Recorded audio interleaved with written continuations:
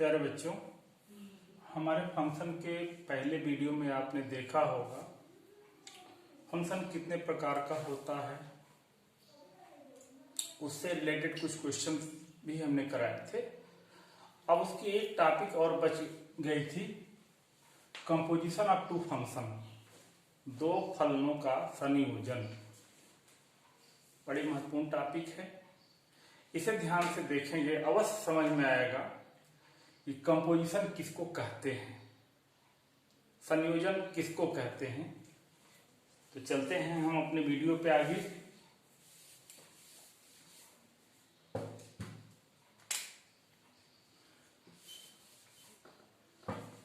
यदि A B C तीन set,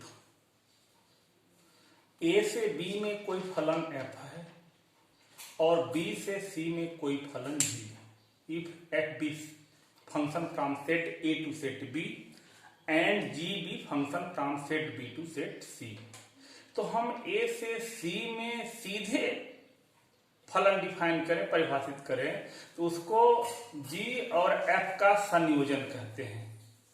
हम उसको जी ओ एफ के द्वारा निरूपित करते हैं, जैसे f such that from A to B and g such that from B to C. अब फिगर से देखेंगे आप, यह सेट ए है, यह सेट बी है, यह सेट सी है। इसका एलिमेंट ए ले लिया, इसका बी ले लिया, इसका सी ले लिया। ए से बी में फंक्शन एफ है और बी से सी में फंक्शन जी है। हम यदि ए से सी में फंक्शन निकालें तो उस फंक्शन को हम जीओ एफ कहते हैं, जो ए से सी में होगा। Function from A to C denoted by G O F. अब जरा यहां ध्यान देने वाली बात है कि हम एफ ओ जी भी ज्ञात कर सकते हैं, जीओ एफ और एफ ओ जी, लेकिन कोई आवश्यक नहीं है कि किसी फंक्शन में जीओ एफ और एफ ओ जी दोनों ज्ञात किया जा सकता है।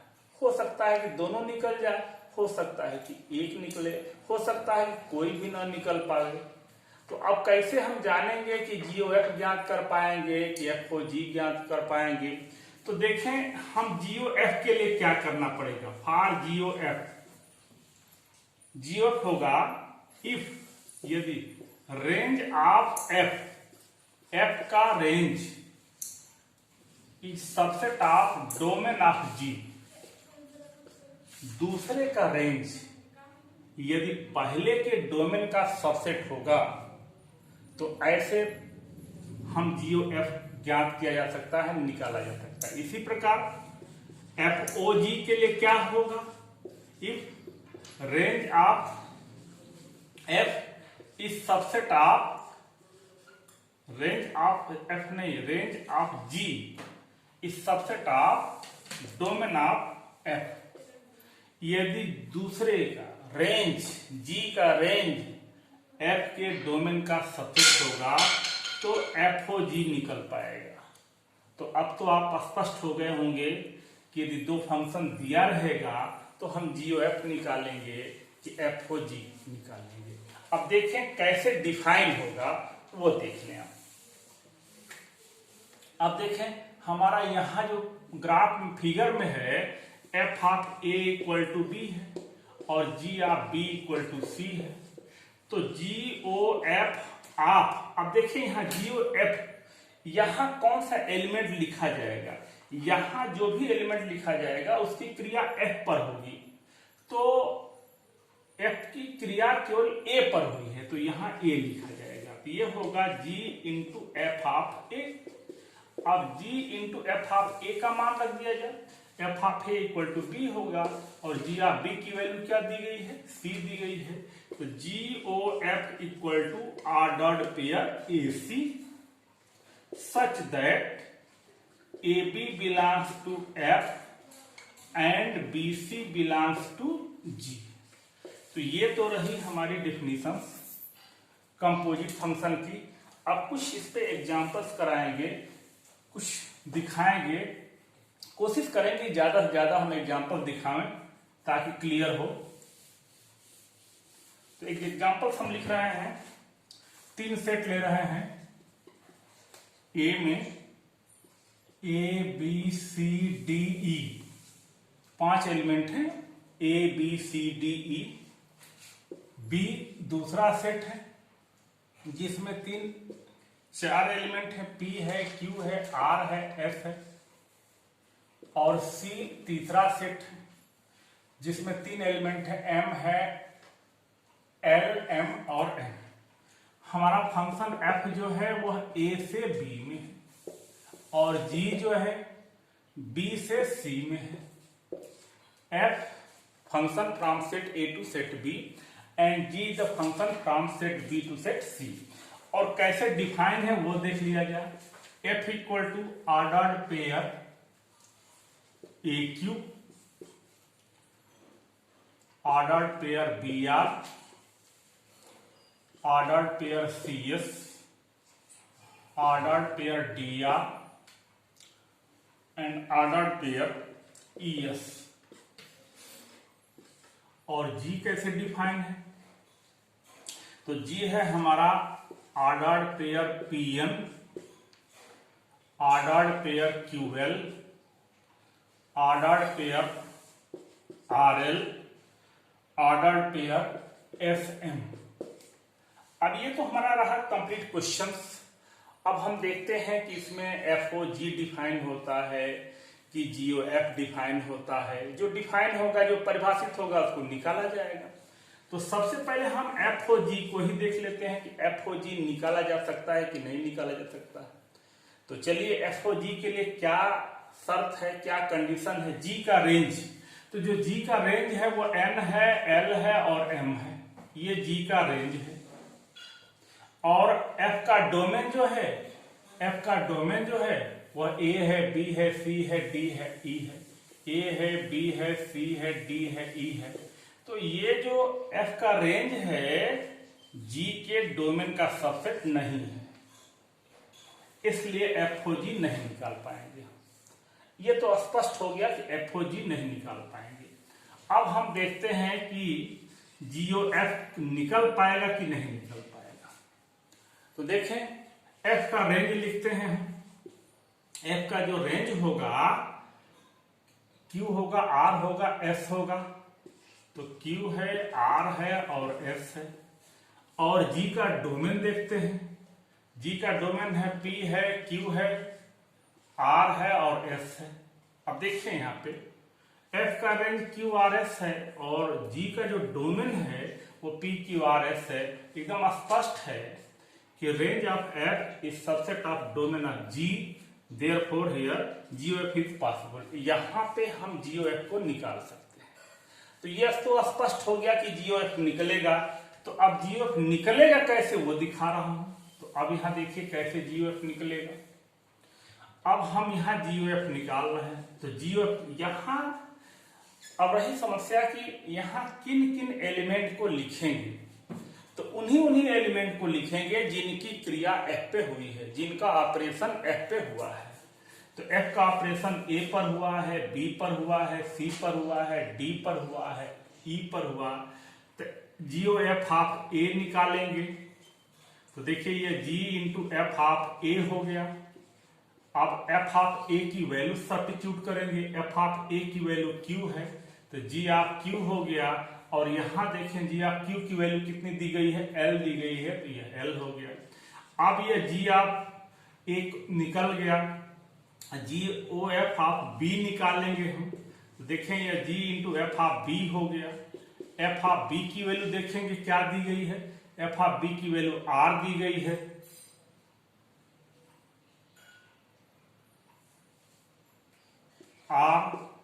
F ऑफ B की वैल्यू R दी गई है। तो अब जरा देखेंगे G ऑफ R की वैल्यू क्या दी गई है। G ऑफ R की वैल्यू L दी गई है। अब जरा देखेंगे, हमने A को दिखा दिया, B को दिखा दिया। GOF ऑफ C निकालेंगे। G into F of C होगा। अब F ऑफ C की वैल्यू जरा देखेंगे क्या दी गई है। F ऑफ C की वैल्यू S दिया गया है, तो G ऑफ S हुआ। और G ऑफ S का मान देखेंगे तो M हो गया। अब यहाँ देखेंगे G ऑफ C भी निकल गया। D की वैल्यू निकालेंगे, ये हो गई G of ji into F of D. अब एफ ऑफ डी की वैल्यू देखें क्या है, एफ ऑफ डी की वैल्यू आर है, तो जी ऑफ आर की वैल्यू क्या चीज है, एल है। अब देखें जी ओ एफ डी तक का इमेज निकल गया, अब ई बच रहा है, तो g o f of e निकालिए, तो g into F of e. F of e का मान देखें क्या है, एफ ऑफ ई की वैल्यू क्या दी गई है, एस दिया गया है, g o f of e, f of ji into F of e, और जी एफ ऑफ ई की वैल्यू दी गई है एस, और जी ओ एस की वैल्यू, जी ऑफ एस की वैल्यू दी गई है एम। तो फाइनली हमारा जी ओ एफ निकल के आ गया। तो अब देखें ए का किससे है, एल से है, बी का किससे है, एल से है, सी का किससे है, एम से है, सी का एम से है, डी का किससे है, एल से है, और ई का किससे है, एम से है। तो यहां देखेंगे ये जीओएफ की वैल्यू हुई ordered pair AL, ordered pair BL, ordered pair CM, ordered pair DL और ऑर्डर्ड पेयर ईएम। यहां कुछ बातें और आती हैं, कुछ और एग्जांपल्स अभी कराएंगे। यहां ध्यान देने वाली बात यह है कि यदि एफ और जी दोनों 1-1 है तो जीओ एफ भी 1-1 होगा। पहली बात, एफ और जी दोनों 1-1 है तो जीओ एफ भी 1-1 होगा। सेकेंड, एफ और जी दोनों ऑन-टू है तो जीओ एफ भी ऑन-टू ही होगा। तीसरी बात, अगर हमारा जीओ एफ 1-1 है, अब इसका इनवर्स चल रहा है, जीओ एफ 1-1 है, ये कोई आवश्यक नहीं है कि एफ और जी दोनों आवश्यक 1-1 हो भी सकते हैं, नहीं भी हो सकते हैं। इसलिए ये नहीं कहा जाएगा कि एफ और जी दोनों 1-1 होंगे ही होंगे। इसी प्रकार अगर जीओ एफ हमारा ऑन-टू है, आच्छादक है, तो यह आवश्यक नहीं है कि एफ और जी दोनों ऑन-टू होंगे। अच्छा, अब ये जो कंपोजिट फंक्शन है यह एसोसिएटिव लॉ को होल्ड करता है, पालन करता है, साहचर्य नियम का पालन करता है। क्या है, f h o g equal to f o h o g. ये अगर हम तीन फंक्शन को लेके चलते हैं तो कंपोजिशन, ये कंपोजिशन जो होता है एसोसिएटिव लॉ का पालन करता है। कुछ एक आध क्वेश्चन और आपको दिखाएं कंपोजिट फंक्शन का, जिससे आपको पता चले कि क्या निकल पाएगा क्या नहीं निकल पाएगा। अब एक एग्जांपल देखें, एफ जो है फ्रॉम 1, 3, 4 टू किस में है, 1 to 5 में, और जी जो है किससे किस में है, 1 to 5 से 1, 3 में है। और डिफाइन कैसे हैं ये, F equal to ordered pair 1, 2, ordered pair 3, 5, ordered pair 4, 1, और जी कैसे है, ordered pair 1, 3, ordered pair 2, 3, ordered pair 5, 1। अब यहां देखें, ये हमारा क्वेश्चन तो कंप्लीट हो गया। अब यहां ये देखना पड़ेगा कि एफ ओ जी निकल पाएगा कि जीओ एफ निकल पाएगा कि दोनों निकल पाएगा। अगर दोनों निकलेगा तो दोनों निकाला जाएगा, कोई एक निकल पाएगा तो एक निकलेगा। तो पहले हम एफ ओ जी को ही चेक करते हैं कि एफ ओ जी निकलेगा कि नहीं निकलेगा। तो जरा ध्यान दीजिएगा, जी का रेंज क्या है, जी का रेंज है 3, 1 और 3, 2 एलिमेंट हुआ। और एफ का डोमेन क्या चीज है, एफ का जो डोमेन है 1, 3, 4 है। स्पष्ट होता है कि एफ ओ जी यहां निकल पाएगा, क्योंकि जो जी का रेंज है वो 1 और 3 है, और एफ का जो डोमेन है वो 1, 3, 4 है, इसलिए एफ ओ जी निकल पाएगा। अब हम जीओ एफ को देखते हैं कि जीओ एफ निकल पाएगा कि नहीं निकल पाएगा। तो एफ का जो रेंज है, एफ का रेंज जो है 1 to 5 है। एफ का रेंज है 1 to 5 और जी का जो डोमेन है वह 1 to 5 है। तो हम जानते हैं कि जो रेंज है वही डोमेन है। Every set is subset of itself, प्रत्येक समुच्चय स्वयं का उपसमुच्चय है। तो यहाँ रेंज और एफ का रेंज और जी का डोमेन बराबर है तो वो भी सबसेट होगा, यहाँ पे जीओ एफ भी निकल जाएगा। तो हम पिछले प्रश्न में जीओ एफ निकाले थे और इस क्वेश्चन में हम एफ ओ जी निकाल के दिखा रहे हैं कि एफ ओ जी कैसे निकलेगा। तो अब जरा देखेंगे हम एफ ओ जी। अब यहाँ किन किन एलिमेंट की क्रिया कराएंगे, किन किन एलिमेंट को रखेंगे, ऑपरेशन कराएंगे। तो हम बता दिए हैं, फिर बता रहे हैं कि उन्हीं एलिमेंट को, उन्हीं अवयवों को रखेंगे जिनकी क्रिया जी पर हुई है। तो जी की क्रिया 1 पे हुई है, 2 पे हुई है, 5 पे हुई है। तो F O G of 1, F into G of 1, G of 1 की वैल्यू जरा देखें, एफ ऑफ 3 हो गया और एफ ऑफ 3 की वैल्यू देखेंगे कितना हो जाएगा, तो 5 होगा। फिर यहाँ देखें एफ ओ जी ऑफ 2 देखें into F into G of 2। अब जी ऑफ 2 की वैल्यू देखेंगे, जी ऑफ 2 की वैल्यू जो होगी हमारी 3 हो गई। तो एफ ऑफ 3 की वैल्यू तो आप जान ही रहे हैं कि 5 है। अब एफ ओ जी 1 का हो गया, 2 का हो गया, 5 का देखेंगे तो ये हो गया एफ इंटू जी ऑफ 5। अब जरा जी ऑफ 5 की वैल्यू देखेंगे तो ये 1 है, एफ ऑफ 1। एफ ऑफ 1 का मान कितना दिया गया है, वैल्यू कितनी दी गई है, 2 दी गई है। तो अब सारे एलिमेंट का हो गया, देखिए 1 का हो गया, 2 का हो गया, 5 का हो गया, 1 का हो गया, 2 का हो गया, 5 का हो गया। तो अब फाइनली हमारा एफ ओ जी निकल गया।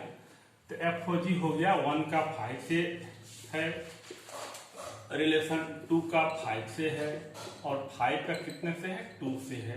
तो ये हमारा एफ ओ जी निकल गया। अब चाहोगे आप लोग तो जीओ एफ भी निकाल कर देख लेना। हाँ, एक बात बता दूं, यदि किसी प्रश्न में एफ ओ जी और जीओ एफ दोनों निकल पाता है तो ये आवश्यक नहीं है कि एफ ओ जी और जीओ एफ बराबर होगा। चलते हैं कुछ और एग्जांपल्स पे। अब देखिए जैसे रियल नंबर्स पे, नेचुरल नंबर्स पे, इन सब पे देखते हैं। जैसे हमारा f natural number to natural number और g such that natural number to natural number, f x equal to 2x and g x equal to x plus 3। तो ऐसे क्वेश्चंस में, ऐसे प्रश्न में एफ को जी और जी और दोनों की वैल्यू निकल जाती है, लेकिन बराबर जल्दी होता नहीं है। कुछ केसों में बराबर होता है, उसको हम आगे बताएंगे, इसी वीडियो में कोशिश करेंगे कि बता दें। तो अब यहां देखें F O G of X, यहां जब हमारा सेट में एलिमेंट नहीं दिया गया है, अवयव नहीं दिया गया है, तो हमेशा एक्स का ऑपरेशन कराएंगे, क्योंकि ये भी एफ ऑफ एक्स है और यहाँ भी जी ऑफ एक्स है। तो ये हो जाएगा हमारा F into G of X और जी ऑफ एक्स की वैल्यू कितनी है, एक्स प्लस 3। अब एक्स प्लस 3 जब एफ से बाहर निकलेगा, तो देख रहे हैं एफ से बाहर निकल रहा है तो ये कितना हो जाएगा, इसका डबल हो जा रहा है, तो 2 इंटू एक्स प्लस 3 हो जाएगा। अब जी और एफ ऑफ एक्स निकाला जाए तो देखें हमारा जी इंटू एफ ऑफ एक्स हो गया। अब एफ ऑफ एक्स की वैल्यू देखें कितनी है, 2x है। हमारे gx कैसे डिफाइन है, जो चीज यहाँ है बाहर निकल रहा तो उसमें 3 ऐड हो जा रहा है, तो 2x प्लस 3। अब यहाँ देखें g o f is not equal to f O g, एकदम क्लियर स्पष्ट है कि एफ ओ जी और जीओ एफ बराबर नहीं है। एक एग्जांपल और देखें आप, देखें f such that R to R f x equal to sine x और g such that R to R g x equal to x square. अब यहां हमें दिखाना है कि एफ ओ जी और जी ओ एफ दोनों की वैल्यू बराबर नहीं, सेम नहीं है। तो हम निकाल के दिखा रहे हैं, F O G of X हो जाएगा हमारा F into G of X F into G of X X square है, और कोई चीज एक्स से बाहर निकलता है तो साइन के सामने आता है, तो ये साइन एक्स स्क्वायर हो गया। और इसी प्रकार हम सेम जीओ एफ निकाल रहे हैं, तो g into F of X हो जाएगा। अब एफ ऑफ एक्स की वैल्यू बताइए, तो साइन एक्स है। अब जी से कोई चीज बाहर निकल रहा तो उसका स्क्वायर हो जा रहा है, तो साइन स्क्वायर एक्स हो जाएगा। तो sine X square is not equal to sine square X, implies that GOF is not equal to FOG, न तो GOF और FOG आपस में बराबर नहीं है। अब जैसे देखें तो इन उदाहरणों से स्पष्ट हो गया होगा कि हम कैसे FOG निकालेंगे, कैसे GOF निकालेंगे, कौन सा पॉसिबल है, कौन सा पॉसिबल नहीं है। अब हम कंपोजिट फंक्शन से इनवर्स फंक्शन भी डिफाइन करते हैं, प्रतिलोम फलन भी डिफाइन करते हैं। कैसे डिफाइन करते हैं अब जरा देख लें, उसकी डिफिनेशन देख लें। अब ए है, बी है, ए से f is set from A to B, और g f is function from set A to set B, and g is function from set B to set set A. और यहां पे एफ और जी दोनों 1 1 है, ऑन2 है, तो जब 1 1 और ऑन2 होगा तो इनवर्स फंक्शन निकल जाएगा।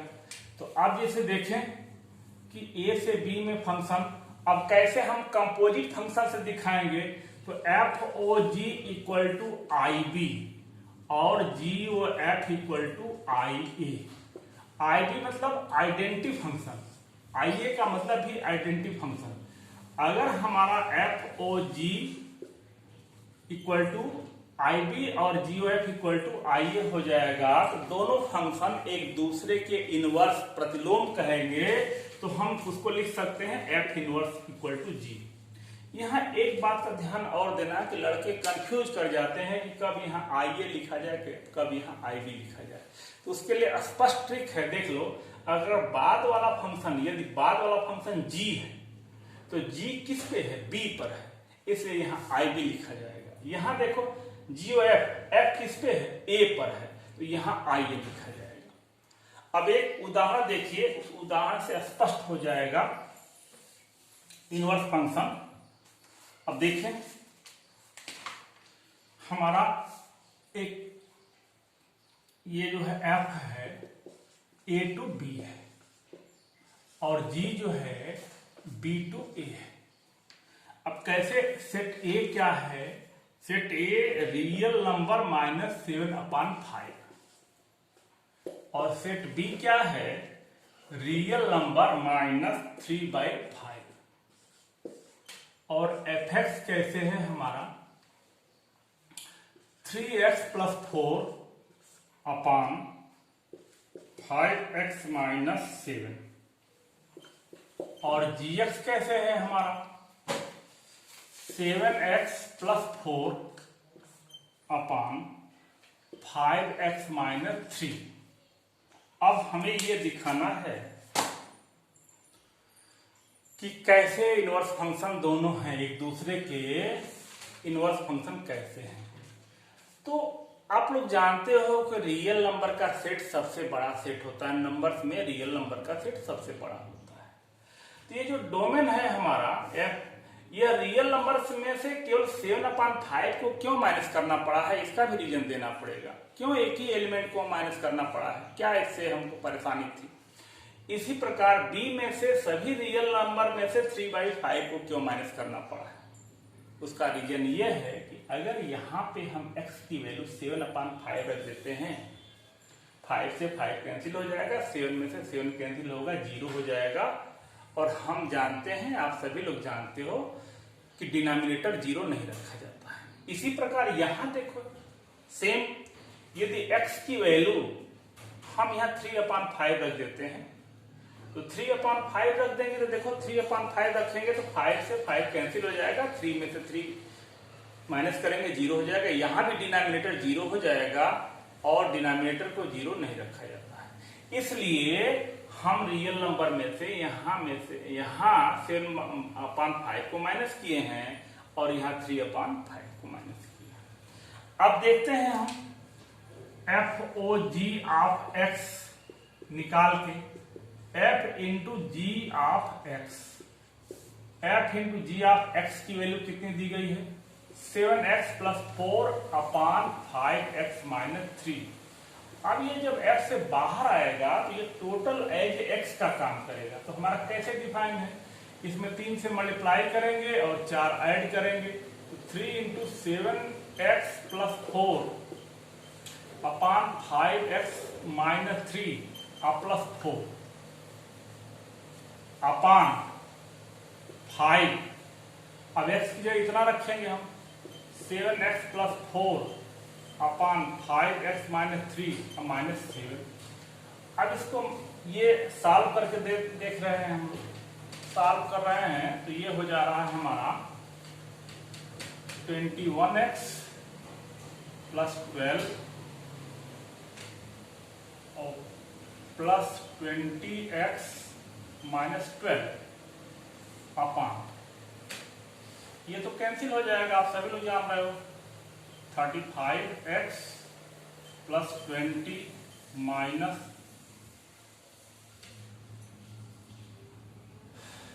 35x + 21। अब देखते हैं क्या होता है हमारा। यहाँ 12 से 12 कैंसिल हो गया और 35x से 35x कैंसिल हो गया। अब यहाँ 20 और 21 मिलकर के 41x हो गया और यहाँ देखें 20 ये 41 हो गया, यह x हो गया। तो देखें x का इमेज x मिला। तो ऐसे ही फंक्शन को हम आइडेंटिटी फंक्शन कहते हैं और इसी को हम आई भी लिख सकते हैं। अब देखें इसी तरह हम GOF निकालेंगे, GOF ऑफ x निकालेंगे। तो GOF ऑफ x निकाला जाए तो यह हो जाएगा G into F of x। तो F ऑफ x की वैल्यू सब्स्टिट्यूट कर दिया जाए। F ऑफ x की वैल्यू कितनी दी गई है 3x + 4/5x - 7। अब ये G से जब बाहर निकलेगा तो ये जो होगा एज x ट्रीट होगा। तो देखें कैसे है, इसमें क्या करना पड़ा है, करना पड़ेगा 7 से मल्टीप्लाई करेंगे 7 इंटू 3x + 4/5x - 7 अब +4। अब नीचे क्या करना होगा 5 इंटू x की जगह पर हो जाएगा हमारा 3x + 4/5x - 7 और नीचे -3 करना पड़ेगा। ये वैल्यू देखें कितना हो जाएगा हमारा 21x + 28 + 20x - 28। और यहाँ देखें क्या हो जाएगा हमारा 15x + 20 -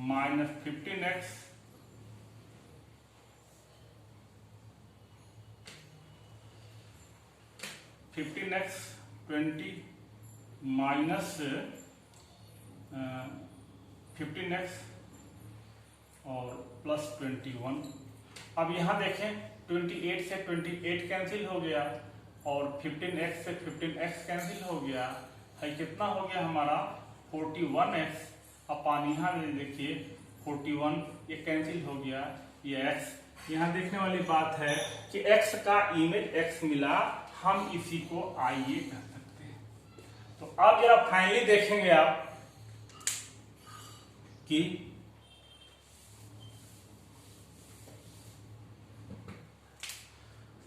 GOF = IA और FOG = IB प्राप्त हो रहा है। तो हम क्या कर सकते हैं, यही इनवर्स फंक्शन की डिफिनीशन है। कंपोजिट फंक्शन के माध्यम से इसी तरह इनवर्स को डिफाइन कर सकते हैं। तो अंत में हम F इनवर्स बराबर G लिख सकते हैं। तो इनवर्स फंक्शन को हम कंपोजिट फंक्शन के माध्यम से भी डिफाइन कर सकते हैं। अब ये फंक्शन का वीडियो कंप्लीट हुआ अब कुछ दिन बाद इस पे बहुत अच्छे अच्छे क्वेश्चंस की वीडियो हम लाएंगे आपको। Thank you.